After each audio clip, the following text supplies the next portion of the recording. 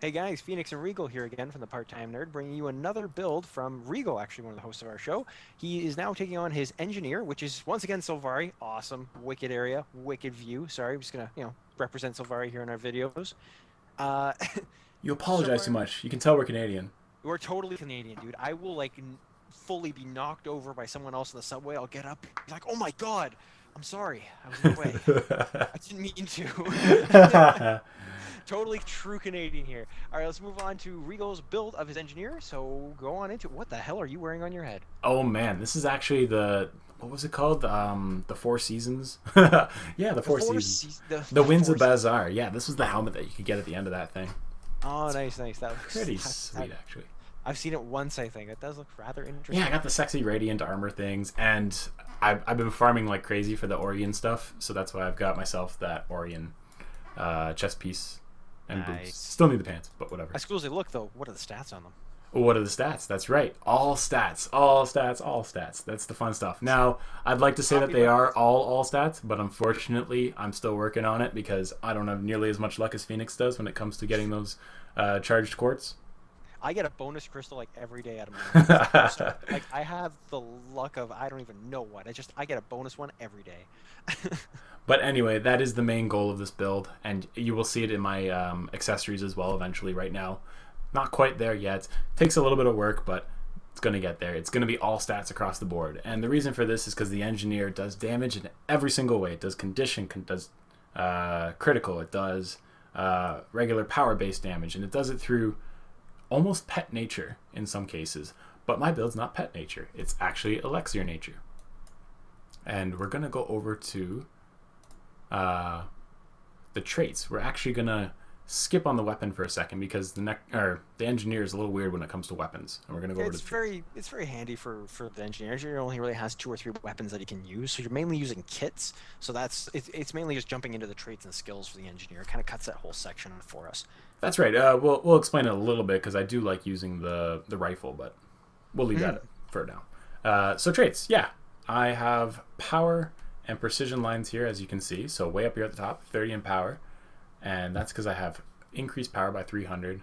Plus, condition duration is increased. Again, my necromancer, we talked about how good condition duration is, and you'll see when we use the bomb kit that Yes.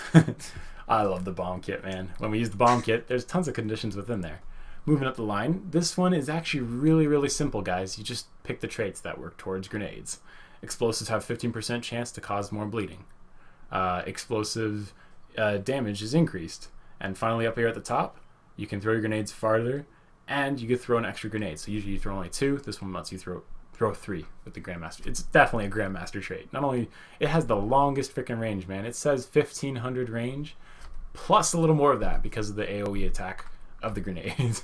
Yeah, the circle, the center of the circle can only be at the 1500, but that bubble around it, it'll go a little outside that 1500 range. Oh yeah, it's like 1550. Just that little bit extra.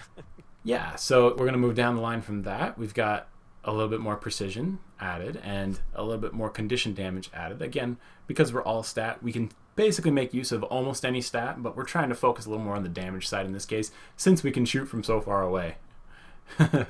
Yeah, so down this line, precise sights, 50% chance to cause vulnerability on a critical hit. If you're throwing one of these grenades, you're throwing three grenades, right? Which means you have three chances to activate this at 50% chance. Basically means you're gonna get a stack of vulnerability every time you throw a grenade. Not with your luck, but yeah, of course, of course. Actually, even with my luck, I can Even get with your luck. I can Oh, I can max out the stacks on an opponent and keep them nice. there. Now, further up this line, we have infused precision and 50% chance to gain swiftness for 5 seconds on critical hits. Looking for that maneuverability. Remember, we're trying to stay really far away. Our health is probably the lowest. This is actually the lowest health of all the characters you've seen me go through at 17,882. I don't know why they couldn't just make it a nice round 1800, but they wanted me to say all those numbers in between. Well, you didn't have to read them. Technically, you just could have said 17K. All right, that was your Look, I choice. was looking for someone to blame. All right. And I usually blame myself, but in this case, I wanted to blame the computer for once, No, okay? it's yourself. Anyways, moving on your build. Yeah. We didn't go all the way up in this case. I didn't go right up to the Grandmasters, but I did go up 5 more ticks, and that's because 5% increased damage against bleeding foes. You'll find that you're bleeding your opponent all the time, and if you're in a group group environment, that opponent's going to be bled because someone does bleed damage somewhere down the line. There's gonna be a bleed. There's always someone that's going to do bleed. Now, there's all these trait lines here. We've chosen the inventions one next. That toughness is nice. The healing power is actually useful in this build because we have these all stat armors.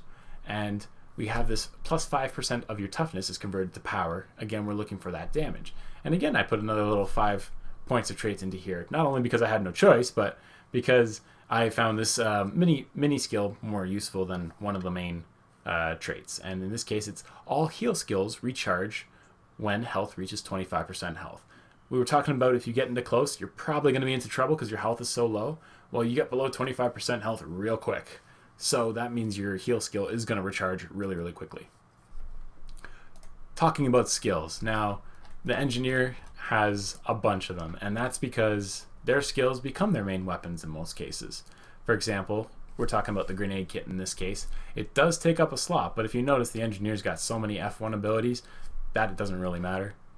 And if you notice, all of these abilities for the grenade have a little bit of condition damage done within them, except for your auto attack. But that one's going to be doing all the vulnerability because it attacks so quickly anyway. It's going to be activating that trait for you the most. Up the line, though, look, 15 seconds of bleed, you're already making use of that top trait. A little bit of blindness, you're helping the team, not so much of importance. Chill, enemy doesn't get away, and since you can shoot so far, they're not getting away. And way up at the top, the poison is actually AoE fields, and again, AoE fields are good for any team environment. Over on to the elixirs, and in the trait line here, we got Elixir B. Again, I like to move quickly. 10 seconds of swiftness is nice. It's got a 40-second recovery or cooldown, but it still has all these other additional abilities, right?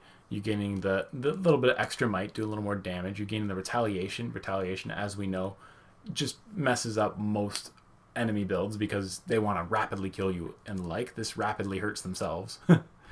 And of course, the Fury gives us that precision that we need to get those critical hits in, since we have such a variety of attacks. Finally, we have Elixir, or I guess not finally, but moving up in the ranks here. Moving down the line, moving on. It's an assembly line here. We got Elixir S, and Elixir S, shrink yourself. This one keeps me alive. Again, I was trying, and I did quite well with this build against Liadri. and this keeps you alive. It gives you 3 seconds of invulnerability, and by shrinking you down really, really small, which is a little weird, but cool. It's weird that you take less damage at being that small. If you think a giant mallet to a smaller thing would do more damage, but apparently just misses.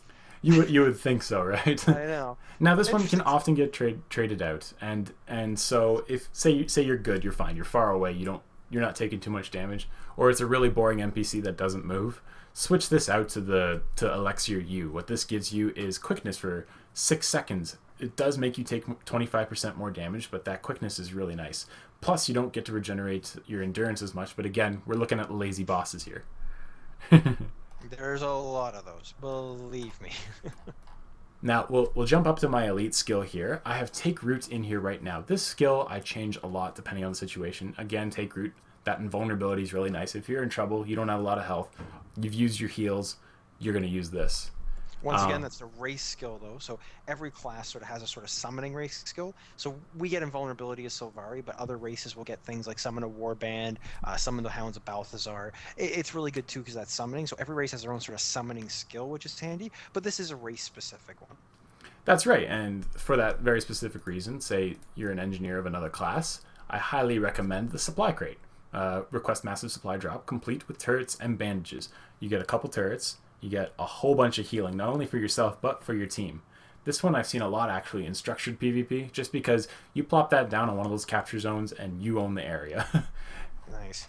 Now, I skimmed over it, but we're going to go back to my healing skill, and again, it's another elixir, because we have the elixir cooldown thingy, and elixirs are just awesome, right? And this one heals rather uniquely. Not only does it heal you for a chunk, but it randomly gives you either protection, regen, or swiftness.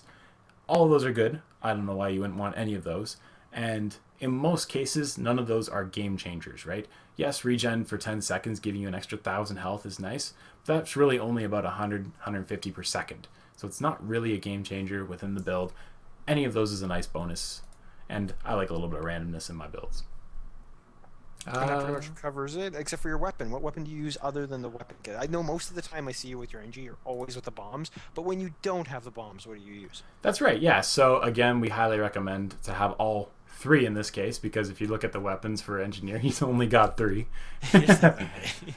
Yeah, we recommend all three. I'm still working towards that, so right now I'm mainly the rifle, and that's again because of the huge amount of range, but it's got a couple control things, right? The overcharge shot not only knocks yourself back, but does knock your opponent back.